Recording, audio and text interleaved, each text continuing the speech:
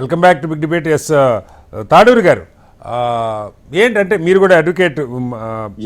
అంటే ఇప్పుడు దానం నాగేంద్ర గారిదేమో ఒక రకమైనటువంటి స్పష్టత ఉన్న కేసు, మిగతా అన్ని ఎవిడెన్స్ లేవని కాదు, ఫోటోలు దిగారు ఇవన్నీ ఉన్నాయి, దానిలోకి వెళ్ళట్లా. సాంకేతికంగా నిరూపణ అయ్యే సాక్ష్యాల కింద ఇప్పుడు ఒకటి చెప్పారు కడియం గారి విషయంలో, నామినేషన్లో సంతకం పెట్టారని. అంటే నామినేషన్లో ఒక పార్టీ తరఫున ఇంకో పార్టీకి సంతకం పెట్టకూడదు, అలా ఎక్కడన్నా స్పష్టంగా బ్లాక్ అండ్ వైట్లో ఉన్నదా? ఎందుకంటే కడియం లాంటి సీనియర్ నాయకులు అఫిడవిట్ సబ్మిట్ చేశారు అంటే బహుశా ఇక ఒక అండర్స్టాండింగ్ స్పీకర్ గారి నిర్ణయం ఇటువైపే ఉండే అవకాశం ఉన్నది. బహుశా నలుగురికి కూడా క్లీన్ చిట్ ఇచ్చి ఒక దానం నాగేంద్ర గారే పోటీ చేయాల్సిన పరిస్థితి అని నాకు అనిపిస్తుంది, విత్ మై ఎక్స్పీరియన్స్. ఏం చెప్తారు? ఇప్పుడు తెలంగాణలో సిద్ధాంతాలు విలువలు ఉన్నాయి అనుకుంటే అది మన అపోహ మాత్రమే. అధికార దాహం మాత్రమే ఉంటది ఇక్కడ. చాలా దాహంతో కూడినటువంటి ఎమ్మెల్యేలు ఇప్పుడు ఉన్నటువంటి వాళ్ళు. నిన్న పింక్ జెండా కావచ్చు, నేడు అస్తం జెండా కావచ్చు, జెండాలు మారుతా ఉంటాయి అక్కడిక్కడ, కానీ జనం తలరాతలు మారవు. పార్టీ ఫిరాయింపులు అంటే ప్రజలు ఇచ్చిన తీర్పుని సంతలో అమ్ముకున్నట్టే పశువుల్లాగా అమ్మేస్తున్నారు, కొంటున్నారు అని కేసీఆర్ గారు అన్నారు, రేవంత్ రెడ్డి గారు అన్నారు. మీరు మీ డిస్కషన్ విన్నాను ఇంతకు ముందు. ఒక్క నిమిషం, విలీనం కాదు, బీఆర్ఎస్ పార్టీ చేసింది విలీనం కాదు. ఎందుకంటే ఇన్స్టాల్మెంట్ ఒక్కొక్కరే వచ్చారు, అప్పుడు కూడా మొత్తం 2/3 వచ్చేదాకా ఆపిరు, కానీ ప్రగతి భవన్ లో మాత్రం కండువలు కప్పేసారు. అది ఇంకా అది అధికార గృహం. సరే, ఇప్పుడు ఈయన జూబ్లీ హిల్స్ ప్రైవేట్ గృహమేమో అది ఏదో 3 రంగులది ఇంటికి వచ్చిన వాళ్ళని ఆహ్వానించడానికి కప్పినా అని సాకు చెప్తున్నారు, అది సాకు మాత్రమే. కానీ ప్రగతి భవన్ లో పింక్ అనేది దేనికి చిహ్నం కాదు కదా. సో పింక్ కలర్ డైరెక్ట్ గా ప్రగతి భవన్ లో కప్పినారు సీఎం గారు. కావాల్సి ఉంటే మాలాంటి వాళ్ళం కూడా విట్నెస్ మేము ఆ రోజు, ఎందుకంటే 24 గంటలు ప్రగతి భవన్ అటు తిరిగిన వాళ్ళని. సో అయితే నేనేమంటున్నానంటే, ఈ రోజు మీరు గమనించాల్సింది, నన్ను అడ్వకేట్ అన్నారు, నేనేం చేయాలి? రాజీవ్ గాంధీ గారు తెచ్చిన చట్టాన్ని చదువుకున్నా, కానీ ఆ చట్టంలో ఉన్నది ఇంటర్ప్రిట్ చేస్తూ మేము లాయర్లం ఇంటర్ప్రిట్ చేసి కేసులు గెలుస్తుంటాం అనుకున్నాం, కానీ రాజకీయ నాయకులు మాకన్నా ఎక్కువ కాలకు నేర్చుకున్నారు. ఎందుకంటే మీరు ఇంతకుముందు నేను ఒకటి సీరియస్ అలిగేషన్ చేస్తా ఉన్నాను. ఇద్దరు పతివ్రతలు కారండి, ఇద్దరికి రాజ్యాంగం అవసరం లేదు. ఇద్దరికి ఏదన్నా ఉంది అంటే అది రాజ్యాంగపరమైనటువంటి విలువలు కాదు. ఈ రాజకీయం అనే రంకు పచ్చిగా చెప్పాలంటే ఇక కాకపోతే అక్కడ యూత్ ఉన్నారు, ఎడ్యుకేటెడ్స్ ఉన్నారు, మనం ఆ రకంగా భాష మేం వాడలేము.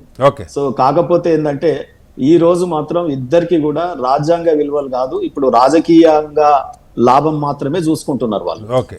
ఒక్కటి మీ ప్రశ్న వేస్తాను శ్రీనివాస్, అడ్వకేట్ అన్నారు మీరు, నేను ఎవిడెన్స్ మాత్రమే చూస్తాను కదా, మిగతా స్టోరీస్ నాకు అవసరం లేదు. అవును కదా, if at all my tribunal judge గానీ స్పీకర్ అయితే, లేకపోతే మీరు స్పీకర్ వాదించమంటే మీరు కూడా ఇదే వాదిస్తారు, అంతే కదా? వాదిస్తావు. అయితే మీరు ఎవిడెన్స్ ఏమైంది అక్కడ? ఇవాళ వాట్సాప్ లో ఉన్నటువంటి డెబిట్ మెసేజ్లు ఏవైతే ఉంటాయి, బ్యాంకుకు మనం ఎవరికైనా ఇయ్యంగానే మన దాంట్లోకి వెళ్ళి డబ్బులు వెళ్ళిపోతాయి, ఎవరికైనా తీసుకోగానే డబ్బులు వచ్చినట్టు వస్తుంది కదా మెసేజ్. ఆ మెసేజ్లు కూడా ఎమ్మెల్యేలను గెలిపిస్తాయి అనేది నేను ఫస్ట్ టైం చూస్తున్నా. ఆయారాం గయారాం నుంచి అనేక విన్నాము, లాయర్ గా కావచ్చు, లీడర్ పొలిటికల్ గా కావచ్చు, కానీ ఇది వింత కేసు అంటే డెబిట్ మెసేజ్. డెబిట్ మెసేజ్ ఏంటి? టిఆర్ఎస్ పార్టీకి వీళ్ళ 5,000 రూపాయలకు మాత్రమే వీళ్ళు కట్ చేసిండ్రు వీళ్ళ శాలరీకి వెళ్ళి. మేము ఎమ్మెల్యేలు అమ్ముడు పోతారు అనుకుంటే కోట్లాది రూపాయలు అనుకున్నాం, కానీ 5,000 రూపాయలు ఇలా కాపాడినాయి వాళ్ళని. ఎట్లా కాపాడినాయి? 5,000 రూపాయలు టిఆర్ఎస్ పార్టీకి చందా ఇస్తున్నారు ప్రతి నెల జీతంలో. మరి బిఆర్ఎస్ పార్టీ కూడా అనెతికలే కదండి. ఒక్కసారి నిన్ను వదిలేసిపోయినాక వాళ్ళ సొమ్ము నీకు అవసరమా? 5,000 రూపాయలు అకౌంట్ స్టాప్ చేయొచ్చు కదా ఇమీడియట్ గా పోయి. చేసిరా సార్? గమనించుకోండి, మళ్ళా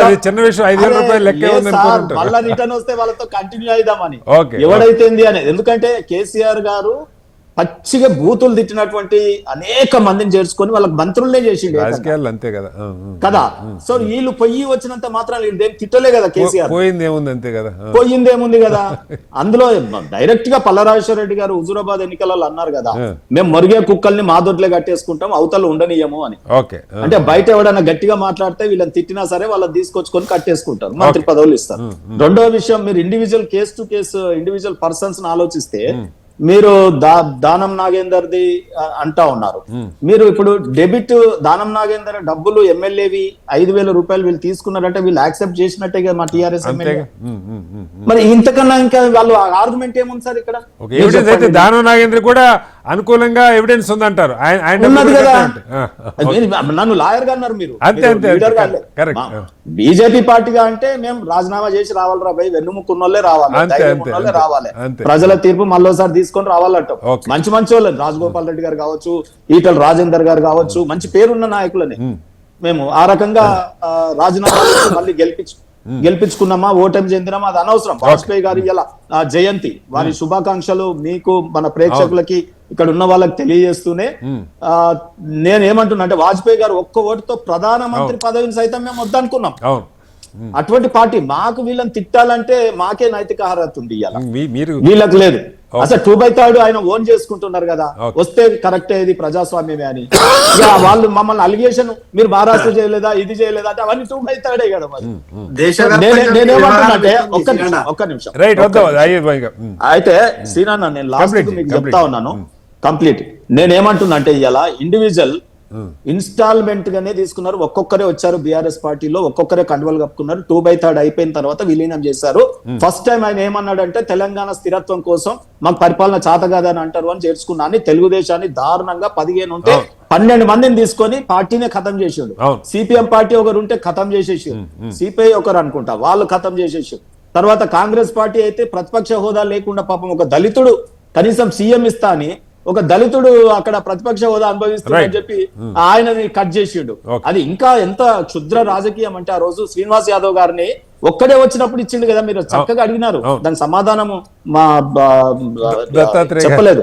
దత్తాత్రేయ సరే నాకు మంచి కావాల్సిన శిష్యుడే. నేనేమంటున్నా అంటే ఈ రోజు ఆయన శ్రీనివాస్ యాదవ్ గారికి ఇచ్చినప్పుడు గానీ మరి సబితా ఇంద్రారెడ్డి గారికి ఇచ్చినప్పుడు 2/3 ఉండేనా, రాకముందే ఇచ్చిండు కదా మంత్రి పదవులు.